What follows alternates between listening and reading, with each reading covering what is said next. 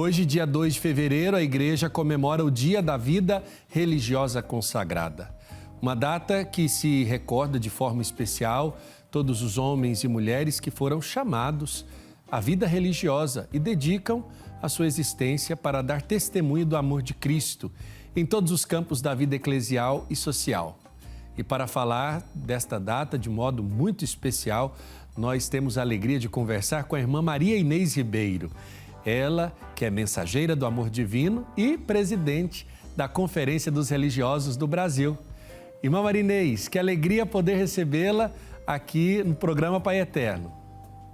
Muito obrigada pela acolhida, Padre Wellington, e muito obrigada também pelo convite e um abraço bastante grande para todos que nos acompanham neste momento.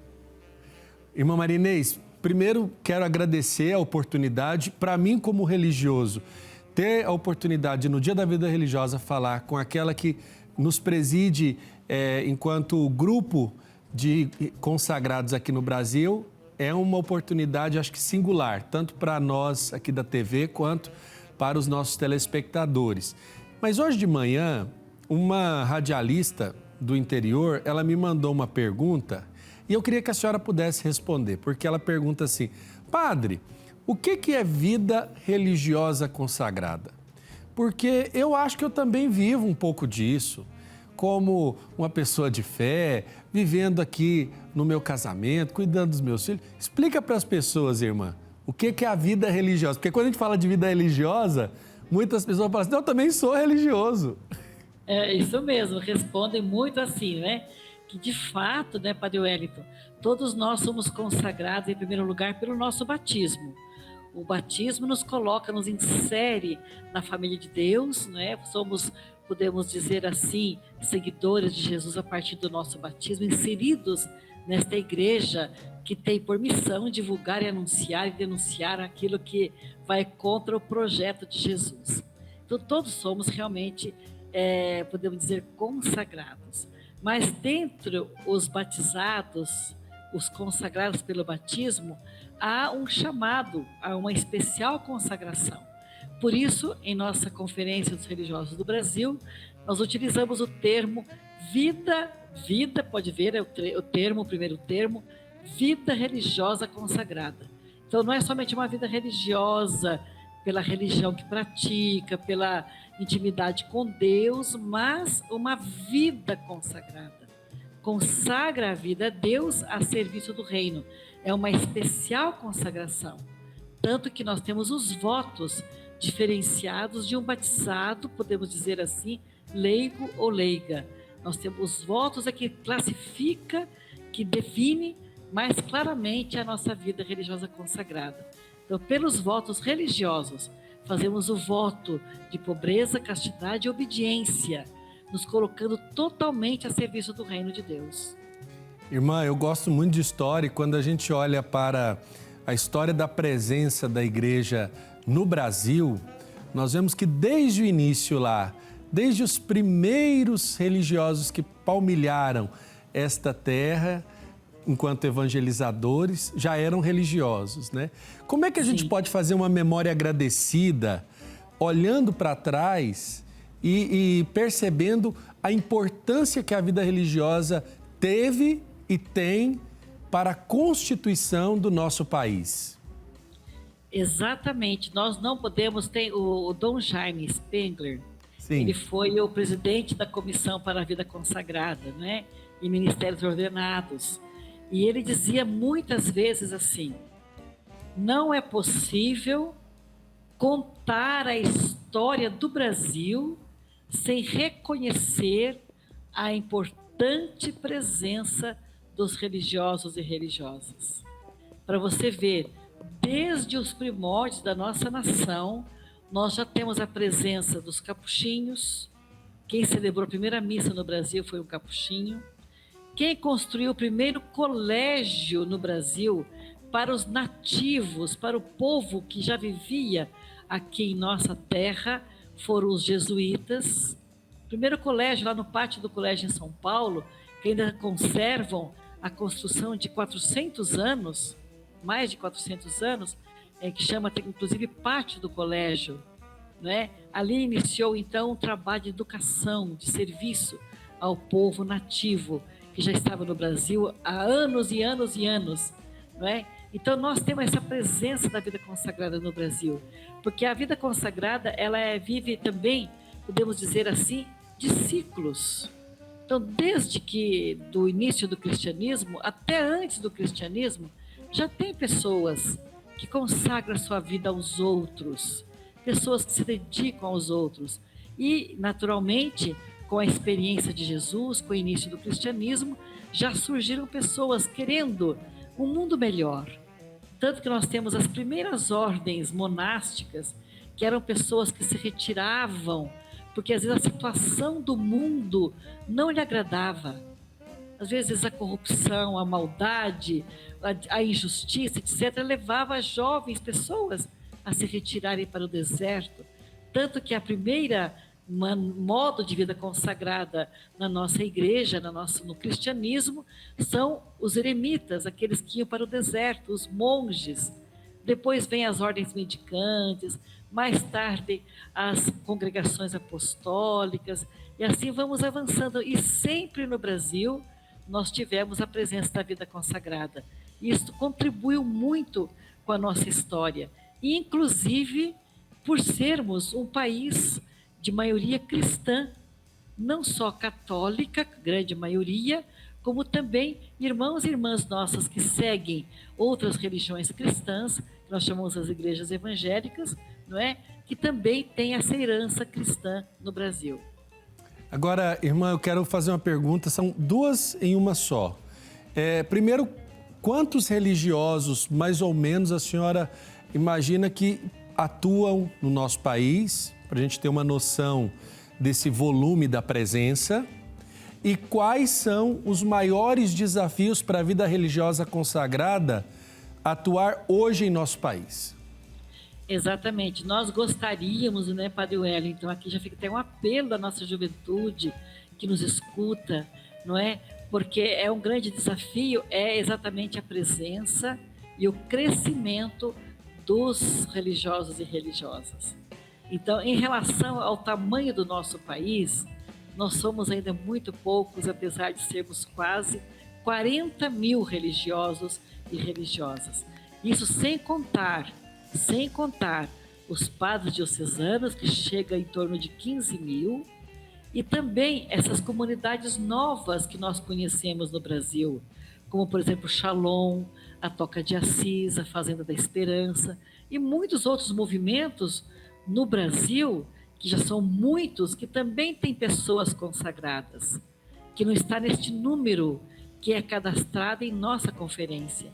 Em nossa conferência estão os religiosos, padres, os religiosos irmãos e as religiosas irmãs.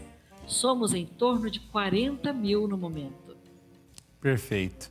Irmão, o Papa Francisco convocou há pouco tempo, né, o sínodo para a sinodalidade, para o ano de 2023. Como é que a vida religiosa está assumindo os desafios na preparação e também, poderíamos assim dizer, na construção das reflexões para esse sínodo? Conta um pouco para nós como é que está sendo essa experiência. Então, nós já tivemos assim uma experiência muito bonita na América Latina, porque realizamos no final de novembro a Assembleia Eclesial da América Latina e Caribe, que já foi um evento bastante importante, porque houve a participação de todo o povo de Deus, dos cardeais a todos os leigos e leigas, incluindo sacerdotes, diáconos, religiosas, consagradas, consagrados. Então, tudo isso já tem esse esforço grande da nossa igreja a fazer um caminho juntas. E o Papa Francisco exatamente convocou o sínodo, que vai se realizar no próximo ano, em outubro, o Sínodo dos Bispos, cujo tema é a sinodalidade. A palavra sínodos é a palavra grega que significa caminhar juntos. O Papa Francisco quer que nós caminhemos juntos, que haja maior participação em nossas comunidades eclesiais, paróquias, que aqueles conselhos que existem em nossas paróquias sejam de fato participativos, que não sejam decisões vindas de cima, só do pároco, ou numa diocese só do bispo, mas que todos possamos participar dos planos pastorais e da execução destes planos. Nós podemos dizer assim, Padre Wellington, que o caminho a ser feito ainda é muito longo, porque nós temos ainda muitos desgastes, muitos sofrimentos ainda, principalmente dos leigos e leigas, na participação eclesial. Por isso, nós estamos empenhados, como vida religiosa, a orientar, a incentivar a vida consagrada, e aqui também estendemos aos leigos e leigas, a se empenharem, a entrarem na organização paroquial, diocesana, para esse processo de escuta. Nós não podemos ficar alheios. É o momento de nós sentirmos participantes, envolvidos. É um momento realmente importante para a nossa igreja. Eu confio que vai ser um grande crescimento, está sendo, porque imagina, só o fato de nós realizarmos essa assembleia, a igreja no Brasil já tem uma experiência muito larga nesse sentido, mesmo que ainda com muitas falhas, muitas conquistas ainda pela frente, mas a CNBB, os nossos organismos do povo de Deus, já realizamos 9 assembleias dos organismos do povo de Deus. A última foi em 2018 e a próxima é este mês, aliás, este ano 2022, a 10ª Assembleia dos Organismos do Povo de Deus. Isto é, representantes do episcopado, representantes dos presbíteros, dos diáconos, dos leigos e da vida consagrada, numa assembleia com representantes desses organismos, para juntos refletirmos sobre a caminhada da igreja no Brasil, inclusive em preparação para as novas diretrizes que serão estudadas, refletidas e aprovadas na Assembleia dos Bispos de 2023. Tá certo. Irmã Marinês, eu queria que a senhora deixasse uma mensagem e assim, para todos os religiosos e religiosas que estão nos acompanhando nesse momento. E eu queria que antes da senhora falar essa mensagem, né, para nós, religiosos, eu queria que a senhora pudesse fazer uma memória do seu sim à vida religiosa. Porque a senhora também é um exemplo para muitos e muitas de nós religiosos e religiosas do Brasil. Muito obrigado, Wellington. Hoje eu respondi para um leigo, ele faz parte da FTD, que é aquela editora de educação dos maristas. Ele mandou uma mensagem muito linda, aí, quer dizer, parabenizando a vida consagrada, agradecendo pela minha missão à frente da Conferência Religiosa do Brasil. Eu falei, né, olha, uma alegria receber a sua mensagem, porque realmente eu sou muito grata a Deus por ter sido chamada à vida consagrada e já consagrada há 52 anos. É uma grande bênção, porque eu me sinto feliz por poder ser útil à igreja, por poder servir aos irmãos e irmãs. O tempo que eu tenho mais saudade como religiosa foi o tempo em que eu vivi nas periferias de São Paulo. Eu trabalhei nas favelas em São Paulo, no bairro do Ipiranga. Eu trabalhei na África, em Angola. São os anos mais felizes, os mais difíceis em termos de desafios a serem enfrentados, mas pela escolha que fiz de Deus e para servi-lo nos irmãos e irmãs, foram momentos que passaram-se muito rápido, porque a gente não havia tempo ruim, podemos dizer. Eu estava ali a serviço do povo. Lá em Angola, as minhas colegas me apelidaram de pau de enchente. Sabe o que é isso, Padre Wellington? Então, agora com tanta enchente no Brasil, né? Pois é, o que é isso, irmã? O que é? Eu me apelidaram de pau de enchente, porque um pau, quando cai na enchente, ele vai esbarrando e parando nos obstáculos, não é assim? Isso mesmo. O pau vai se esbarrando. Então, eu também, quando eu saía de casa, eu ficava me esbarrando nas pessoas, porque eu parava para conversar.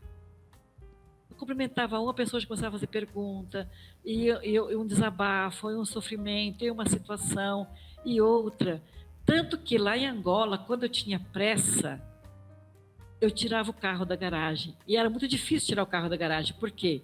Não havia combustível, Eu vivi em Angola um tempo muito difícil. O combustível era comprado por poucos litros. Então, era uma emergência de saúde, uma reunião mais distante, que a gente tirava o carro.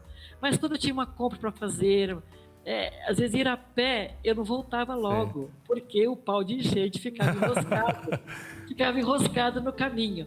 Mas isso eu lembro com alegria, porque a escuta, sabe? O estar presente no meio do povo, o escutar as pessoas, essa sensibilidade. Eu iniciei lá na época um trabalho com as crianças desnutridas, que cresceu, depois acabou tendo um lar para as crianças órfãs.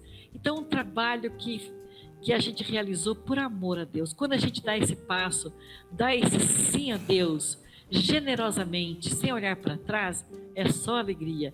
Eu louvo a Deus pela minha vida consagrada e pela vida consagrada de tantos irmãos e irmãs espalhados por esse Brasil e pelo mundo afora. Maria Inês, muito obrigado pela nossa entrevista. Forte abraço para a senhora. E na sua pessoa, desejo a todos os religiosos e religiosas um feliz dia da vida religiosa consagrada. Para você também e todos que nos acompanham, que a bênção de Deus e do Divino Pai Eterno, que é o Divino Pai Eterno, com Jesus e o Espírito Santo, abençoe a todos os nossos irmãos e irmãs. Amém. Forte abraço, irmã.